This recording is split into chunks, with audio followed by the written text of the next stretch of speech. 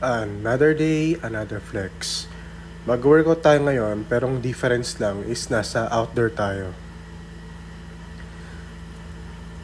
Dito tayo ngayon sa Pickleball Park sa Village East. And gusto ko yung lugar na to kasi it gives me peace of mind every time nandito ako. Nandito yung pinupuntahan ko na mga puno, ganyan.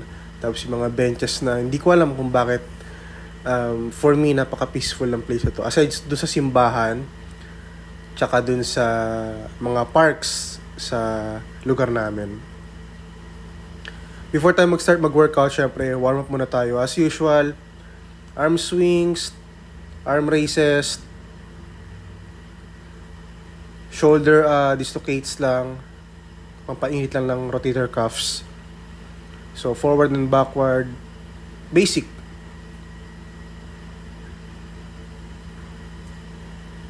And for me, napaka-demure nung atmosphere and nung surroundings.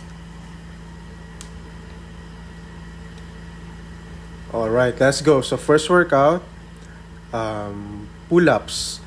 So, I used overhand grip here kasi pag pull-ups naman, yan naman talaga yung common grip na ginagamit.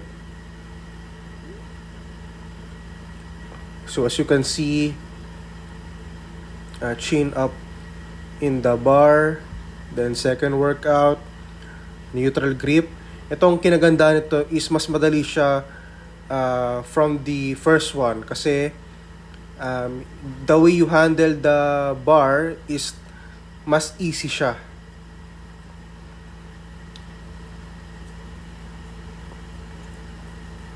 So let's do some 8 to 10 repetitions of this. Depende sa kaya nyo. Then third, ito hindi ko alam pero ang cute lang niya gamitin kasi para siyang naalala niyo pag nung bata tayo na sa playground. Well, playground nga naman siya. Pero this one, okay din siya gamitin kasi natatamaan din niya yung muscle na gusto ko, which is yung lower lats, pati yung little bit of biceps na rin. Mukha lang siya madali pero kung kasing bigat mo ko na umaabot ng 100 plus pounds, may challenge na rin to. Tsaka hindi naman kailangan na sobrang hirap nung ginagawa mo. As long as tama yung form. And then yung pang-apat, ito talaga, na-challenge ako dito kasi hindi ko alam kung paano haharap ng tapakan pero nakagawa tayo ng paraan. Just be resourceful lang. So, inverted roast. Yan.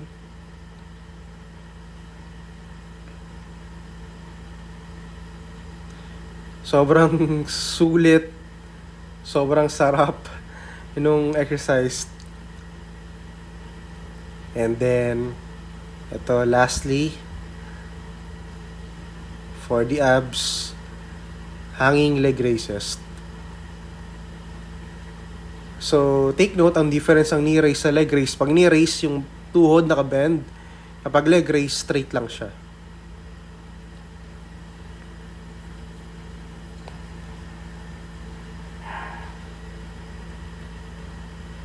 Cool down na tayo.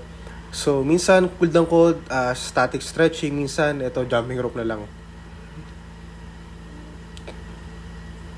Ang lapad ko pala talaga, no?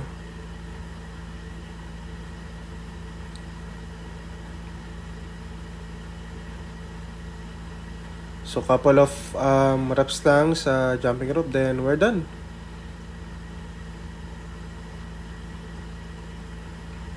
Tamang walking lang, wag biglayin yung sarili na tumigil.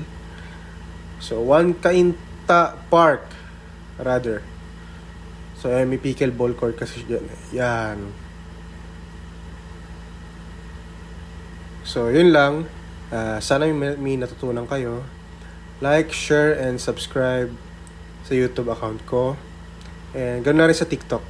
Peace.